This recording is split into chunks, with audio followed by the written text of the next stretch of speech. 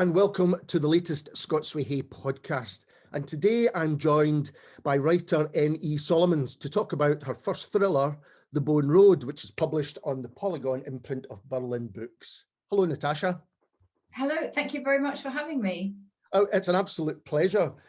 First of all, what can you tell us about The Bone Road? How do you describe it to people? I suppose I'd describe it as a thoughtful thriller. I suppose a thoughtful feminist thriller. I think that's probably the way I go about describing it. Does that seem right to you? I think that's right, having read it. I think that's a great explanation as well. So why did you want to write it? Well, I sort of written under my my usual name, Natasha Solomons, quite a lot of historical fiction, and I really love writing historical fiction. But I don't know, I wanted to try writing something a bit different, and I had this mistaken belief that writing a thriller would be easier. Right. And I thought, I'll be fine. I'll write a thriller. I'll crash one out in a few months. And it turned out that writing a thriller is much, much harder. And it took me much, much longer. So, that's really interesting. Why did you have the impression that it would be easier? Less research, that kind of thing? I don't know. I suppose I had the idea that I could write a breezy airport thriller. And I could write one of those books, because sometimes when you go on holiday, those books are kind of fun. And I had ambitions of writing one of those books, and I would be able to be I'd have a very kind of sexy pseudonym, and that would be great. And I would be able to kind of go in dark glasses, and I'd be able to kind of write one of these airport thrillers. That was what my ambition was. And then I discovered that I just couldn't do it. And that whatever I write, I kind of bring this sort of research to it, and that the research takes me months and months and months, and I get really, really absorbed and kind of drawn into it. And I find that I just want to tell one of those stories that finds that it needs to be told, and it becomes kind of darker. And I was really frustrated with myself, because it wasn't the book that I set out to write, and it's more drafts of anything that I have written since my first novel, that is more years ago than I care to think about. I was thinking I would never describe it as breezy. No, never die. Also, it is kind of a historical novel in that but it's very recent European history. Yeah, absolutely. Yeah, and it's got those that dual narrative, and the sense of the past in during the Balkans War in the 90s, and then the almost contemporary narrative during 2015, 2016, which is almost now, except everybody's phone looks weird. Yeah. And yeah, so it's and I think it's also it's the dirty secret of literary fiction, that as long as the characterization is wonderful and that the descriptions are really lyrical, that you can hide a little bit of plotting that isn't quite perfect, and you shouldn't, and it's really lazy, and it should all be edited out. But it's the dirty secret of historical fiction, or any literary fiction. And I'm not saying that I do it or I want to do it, but I think that it has been done, and in a great thriller it can't be done, right, and it mustn't be done. And so so there was just draft after draft after draft, and I have a brilliant agent, and my husband's another writer, and they just, oh my God, they were merciless. Just the number of drafts of this thing that I did. But I think now, after many months of rest and a lot of whiskey, I'm like, yeah, okay, I'm glad that I took as much sort of time, and now I've recovered from the process. It does sound quite traumatic. It's interesting that relationship, because I worked as an editor for a while, and that relationship, whoever is telling you, well, you maybe want to change this, maybe want to change that. Do you ever feel, I mean, how much pushback do you give? You think, well, come on, this is the 10th draft of this or whatever. We must be getting there sometime soon. Or is it a process that actually is quite harmonious? I think it's all about the trust between you and the person who is sort of telling you. And I think you have to have absolute trust for the person who's giving you the notes. And ultimately, if a book goes out too soon, and whether it's published too soon or it goes to publishers too soon, that's in nobody's interest, because you either get rejections from publishers saying, well, I like this, and this about it, but this bit of the plot was wonky.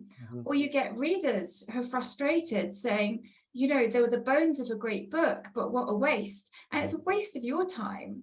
And so I think you have to really trust your agent, or I mean, I'm married to another writer, and so it is a bit of the hive mind, and I sort of have to trust, their judgment that this is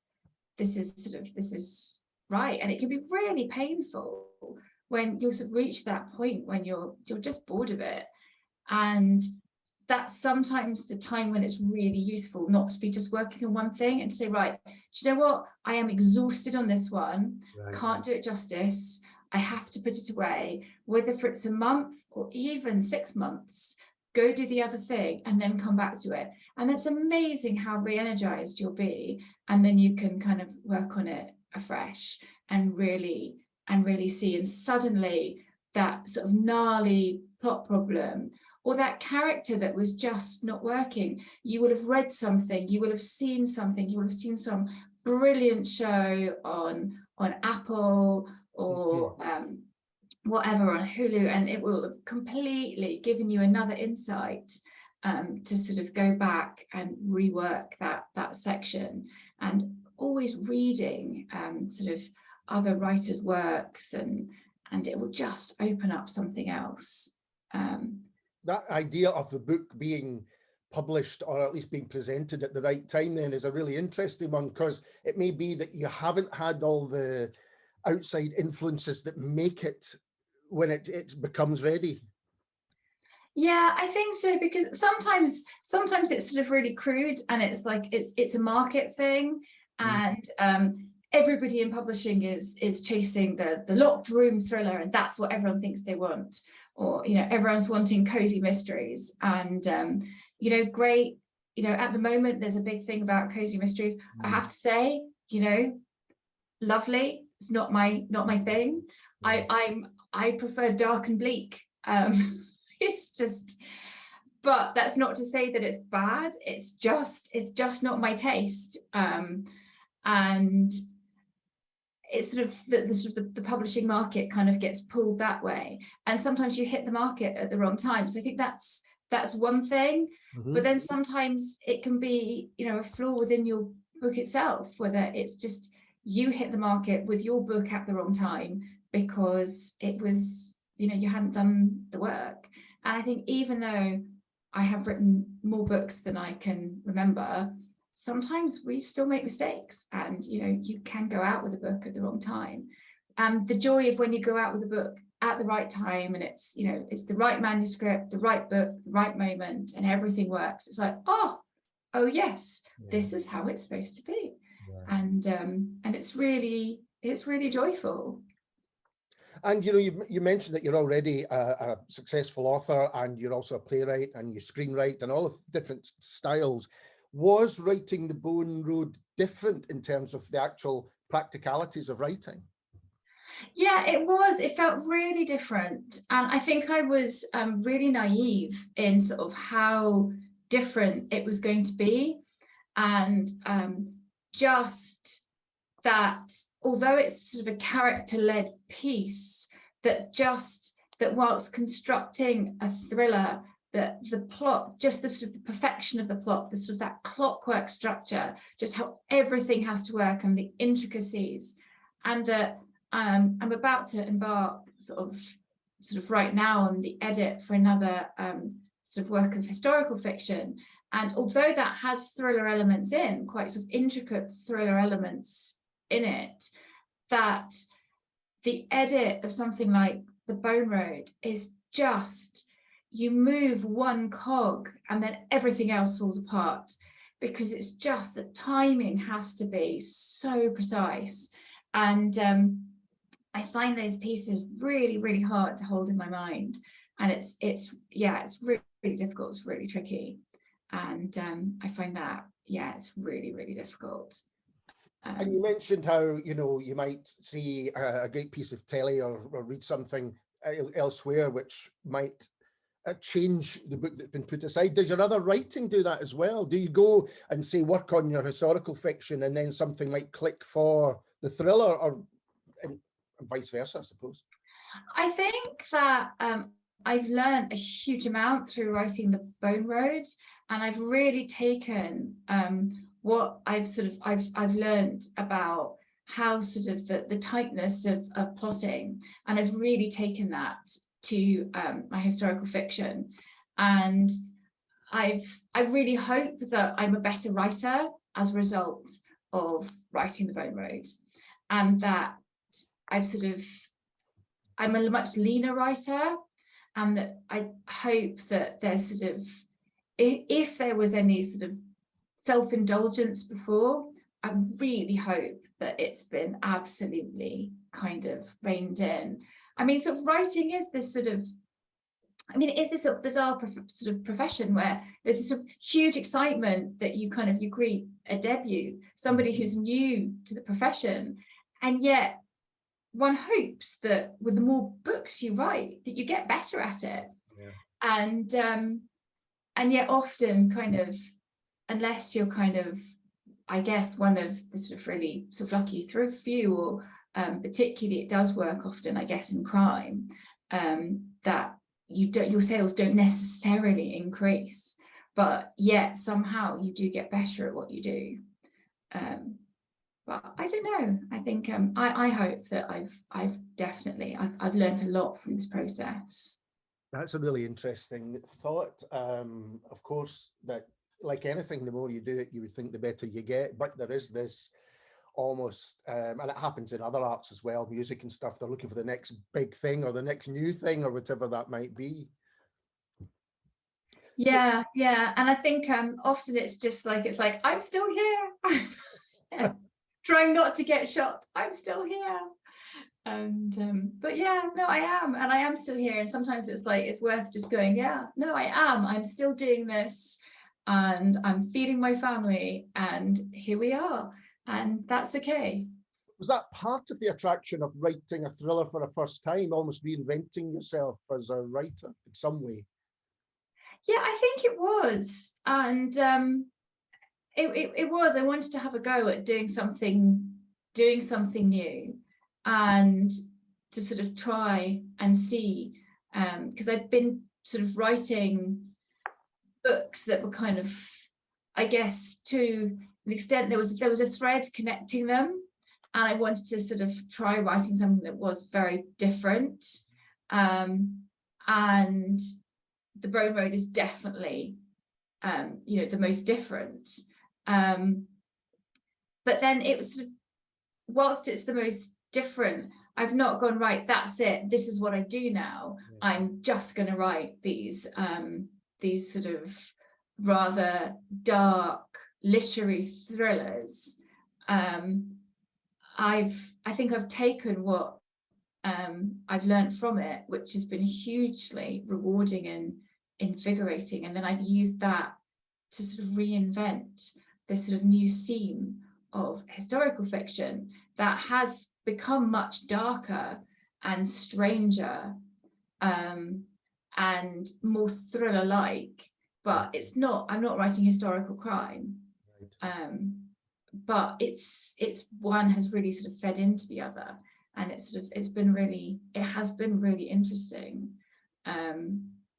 But definitely The Bone Road was the most traumatic book to write since my first book, which is ironic as well because it's also a book about trauma. Yeah.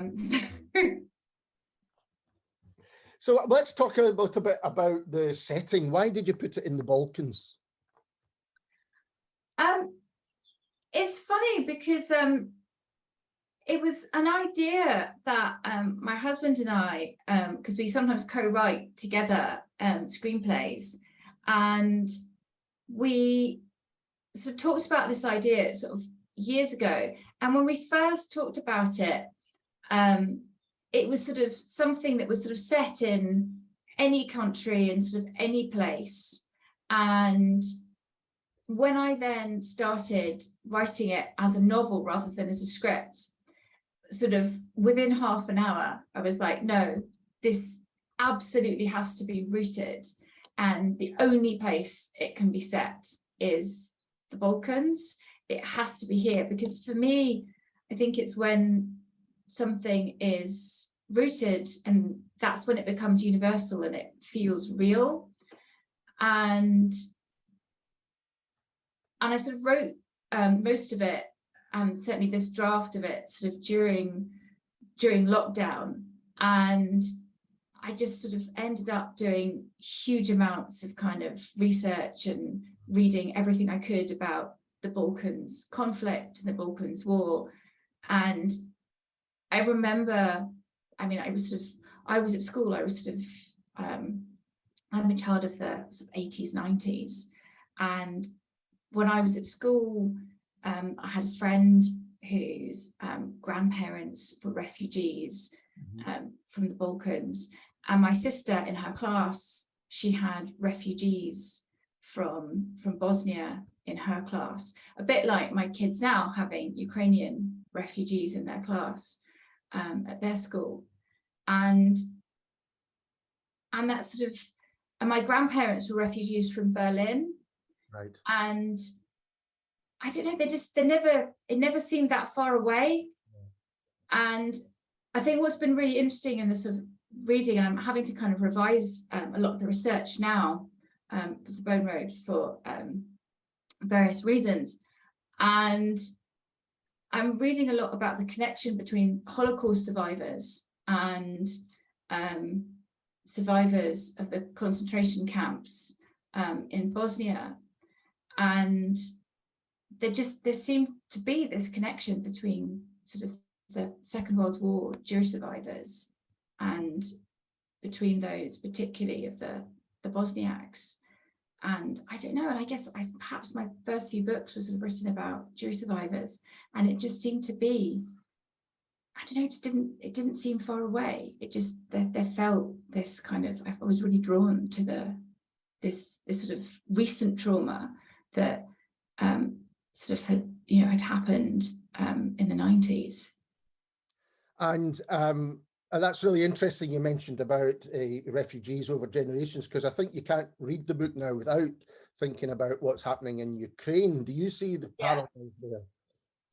Yeah, absolutely. And I think especially in the recent sort of, when the war first started in Ukraine, people kept saying, oh yes, there's not been a war in Europe since the Second World War. And you're thinking, the Balkan War, there was a war in the 90s. And it's sort of like, and that was the problem with the Balkan War. Just, it was so easy to, people sort of forgot about it at the time when it was going on. And nobody seemed that interested. And apparently one of the reasons that the Americans weren't interested was because it was too complicated, because it was a war with three sides. Wars with two sides are really straightforward. And it's one of the reasons that the Ukrainian war is so straightforward, because there's goodies and there's baddies, and everyone knows that the Russians are the baddies. And so that's nice and straightforward to follow. But the Bosnian conflict was so complicated because there were three sides. And that was one of the things that I definitely wanted to make really sort of simple in the book, was sort of to have no judgment for the reader, was that Heather, the sort of one of the protagonists going in, that she's not a child of the 90s, she's much younger, and at one point in the book she doesn't even know which country she's in, and to be honest she's not that interested. Her boyfriend's disappeared and she just wants to know what's happening, and she doesn't really care where she is. She's not that interested. She's interested in it so far as it helps her, and then gradually she gets sort of drawn into the country, to its past and the people.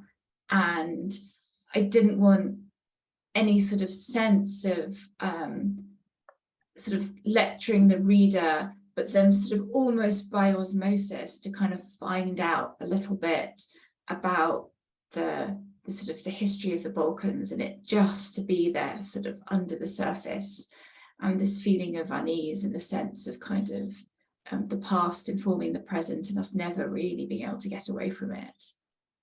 I think that's exactly what it does. It does, through Heather in particular, it does bring the reader in, and a war that probably most, including myself, hadn't thought about for a long time, and maybe even considered it being local skirmishes rather than, you know, the extent that it was. I think that's often how it was portrayed. You know, if you've got countries as big as Ukraine and Russia, people do tend to take notice, but these seem to be, they often were called factions, weren't they? That was the kind of those factions.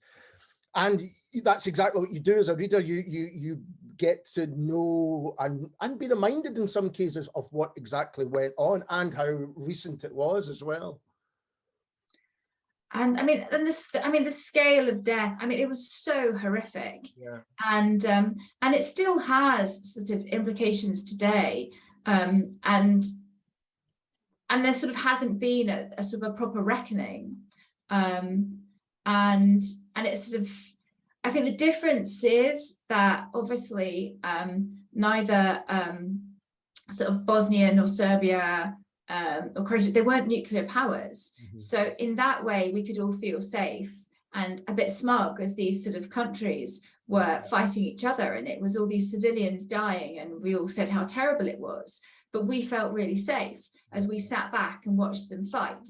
And it was, whether you sort of were calling for one side or the other side, and all agreed it was very, very horrible, but we all felt safe back in England and Scotland.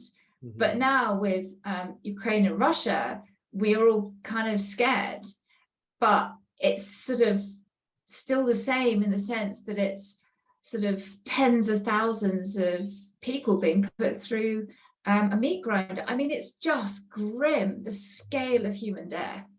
And I think in that sense, it's absolutely comparable, and as is our sort of our reluctance to kind of to get involved, and the absolute failure of the UN, and their sort of, and the paralysis of the Americans, the EU. I mean, that is totally unchanged. I think the difference probably with the Balkan crisis was that the press were able to get much closer, and they were on the ground during the Balkan crisis. One of the things I found really unnerving and strange has been almost this press blackout, sort of from the Ukrainian war, that there's been very few images from places like Mariupol. We've not seen that much. There was sort of like a few Associated Press images. Whilst with the Bosnian conflict, they were able to sort of embed and get really close to the crisis. And I think that kept the war in people's sort of consciousness, and the press sort of played this really sort of close role. You sort of understood the role of the journalist, and that brought with it its own difficulties, both the kind of obviously the physical danger to the journalist, and raised questions that the journalist really struggled with, as kind of what's the sort of moral role of the journalist as sort of observer and somebody who sort of seems to get drawn into the crisis. Yeah, that's true. I mean, war correspondents during the Balkan crisis almost became household names. You know, we were seeing them every night reporting on these things, and that just isn't happening at the moment. And I think that I mean, Ed Valemi talks about kind of war is where the journalists are, and sort of necessarily sort of where they were embedded. So like somebody like Martin Bell, he was very much in Sarajevo. Yep. And so he sort of corresponded a lot from Sarajevo, and that was his view of the crisis, whilst ITN would sort of travel round Bosnia a lot more in the villages, and they had a different view. And so they shaped our view of what the conflict was. And then now with the kind of rolling 24-hour news, it becomes this absurdity, how it happens, and the kind of, you know, citizen journalist. I mean, what is that? That's just some dude with an iPhone. Exactly. And it doesn't really. What about the analysis? What about the kind of the endless calls, the local contacts, the discussions, and the real sort of thoughts behind it? So you mentioned the character of Heather. Can we talk a bit about the two central characters of Heather Bishop and Simo Subotic, if I've said that right? Who were they? How were they inspired? You know, how did you come to those? Because they're a mismatched couple. Well, I mean, I think that I've always loved those sort of classic thrillers. Like one of my favorite films of all time is Marathon Man. Yeah. You see, it's such a relief. I say Marathon Man, and you don't look at me blankly. Oh, absolutely. Fantastic film. And what I love about Marathon Man is that it's sort of set up in the beginning that he can do one thing: he can run. And what I hate is in sort of modern, whether it's a film or whether it's a book, and suddenly at the end, whether it's a girl or whether it's a guy, suddenly they can shoot a gun. Now, if I was given a gun, I would just shoot myself in the foot. And whether that was getting, you know, if I could even get the safety catch off. And I think that we've got too many sort of films where it turns out that your sort of nonchalant hero is a superhero coming out of nowhere. And I really wanted somebody who sort of was ordinary, but could do one thing and was amazing at it. And the thing about Heather is that although she's really, really damaged, and in some ways she's a sort of very unreliable witness, narrator, because she's sort of been through this horrendous accident, she is an athlete. And a bit like the character in Marathon Man, she can ride, and more than anything else, she's got this unbelievable stamina. Because sort of understanding from friends who are cycling journalists is that cyclists just have this sort of proper tour cyclists just have the most remarkable stamina of anybody else. And so I just thought that would be, you know, the best character. And I'm also just really drawn to the idea of sort of athletes, whether they're ballet dancers or even sort of musicians, these people who have one skill, and what happens at the end, what happens when you're slightly past it, and again the trauma of that. So a bit like sort of the trauma, I mean, it's not comparable, but that sort of trauma of what happens when you're one thing and then you become something else, that sort of metamorphosis. I wrote another novel which had a child prodigy in it, but because I'm sort of those sort of really unusual characters, and I love I'm fascinated by choristers as well, you know, those sort of young boys who have these remarkable instruments, and your instrument is part of you, but you only have it for a few years, and then you wake up one day and it's broken and it's gone, and then you never have it again.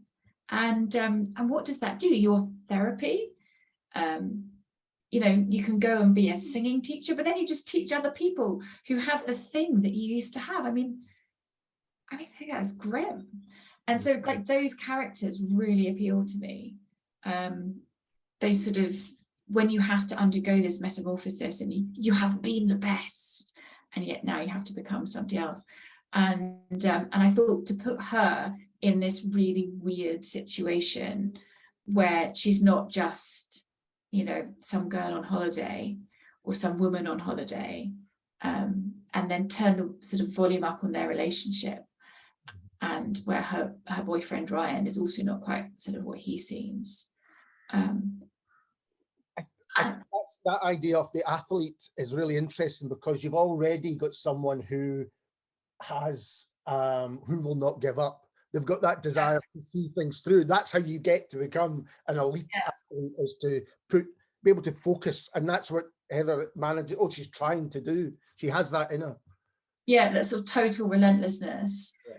And I think with Simo, because so many of the sort of the sort of novel moves between sort of Bosnia and Srpska. So after the Dayton Accords at the end of the Balkan War, Bosnia is split into two. It's sort of like a donut or a bagel, where you've got in the middle, in the sort of the ring of the donut, is the area where the Muslim and the Croats or Catholics, they share the sort of the center of the bagel. And sort of, this is an incredibly crude comparison, sort of analogy. And then sort of around the edge is the area where the sort of the Serb Federation, which is called Srpska, and the sort of novel moves between these two areas.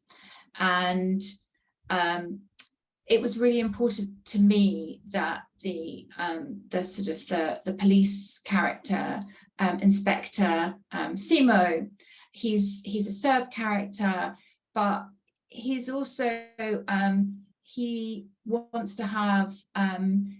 this reckoning. He wants to find the missing, and the Bosniaks who've gone missing, who haven't been found, and he's has this sort of this sense that that his missing friends, and even those, you know, he hasn't known, that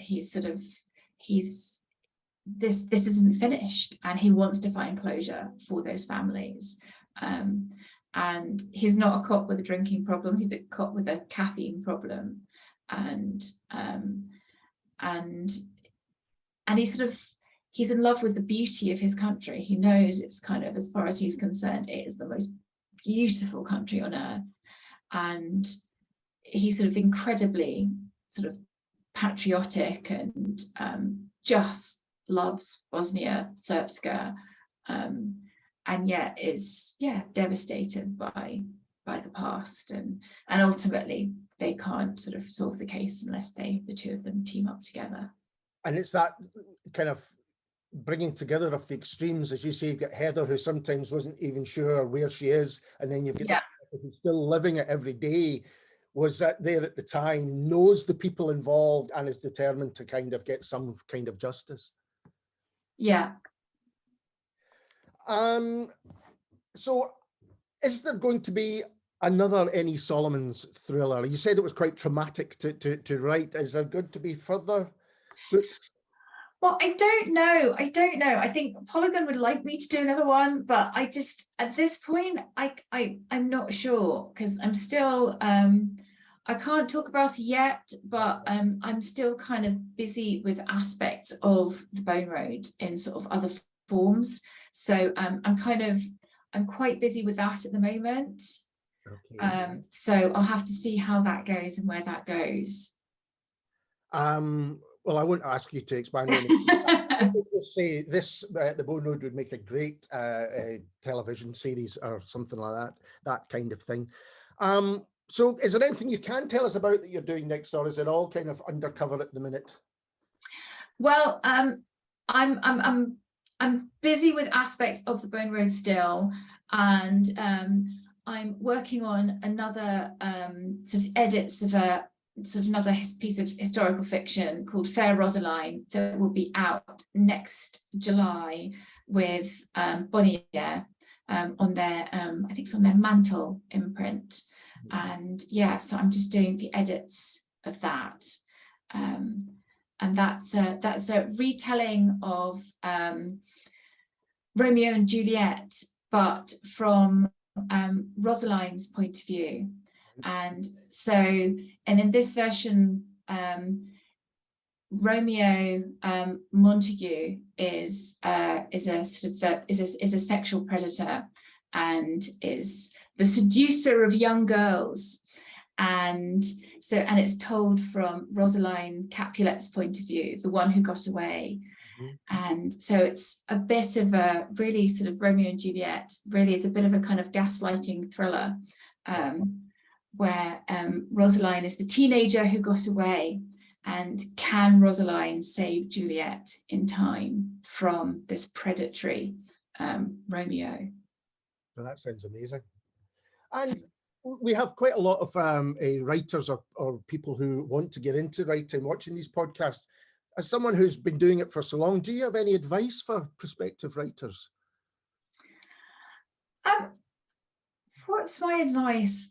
I think try and find the joy in it, because sometimes it's hard.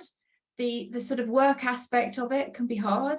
So I always try and find the joy in the sort of the writing itself, and try and find a good community of writers to support you, because I think that although I've been doing it for so long, for so much of the time I was so busy with kind of little children and being a mum as well, that actually it's taken me a long time to find my kind of my writer people, and I'm so grateful now I've got them, and they just want to support you, and I'm so grateful for that. And actually now kind of I am where I am, I'm really happy to be there and able to kind of reach out and support other writers, and that when somebody else is having a wobble, to be able to say, do you know what, it will be okay. Like, it's not okay today, but it will be okay at some point. And I think also just it's the joy of the craft. And I think we put so much pressure on ourselves, and it's wonderful when you get published, it's brilliant, but I also think sometimes it's okay not to be, that not everybody sort of expects, if they love playing in a band, that they have to be the Rolling Stones. They just love playing with their friends. But somehow, if we're writers, we think that the only route has to be publication. And I wish we could get back to the place where sometimes there's a sort of writer's equivalent of just playing with our friends, and that being accepted and joyful, and to just take great pleasure in that, and for that to be okay, and us to be proud of that. Yeah, that's really interesting, because I think with other forms of art, as you say, people are allowed to paint, and if they don't sell, it doesn't matter. You know, they just love painting. But there's something about writing. Have an exhibition and invite everyone you know round, and crack open a bottle of wine and let everybody toast what you've achieved. Yeah. And that's not to say don't try and get published, and maybe you will, and that's brilliant. But if it doesn't happen, that's not the end. Like, that's not finished for you. That doesn't mean don't write, and that doesn't mean it's over, and it doesn't mean that you're a bad writer. One, publishing, so much of it is fashion, and it's it hasn't met this month sort of what they're looking for. Sometimes it is just literally this month. It's so much about what everyone's looking for right now, and just life is hard. Try and find the joy in what you're doing at the moment. And I know that's a really hard thing to say when you've spent a year, 18 months, 5 years writing something. Well, Natasha, I think that's great advice, and it's been a real pleasure talking to you. Thank you so much. Likewise. And we'll be back soon with someone completely different. Cheers.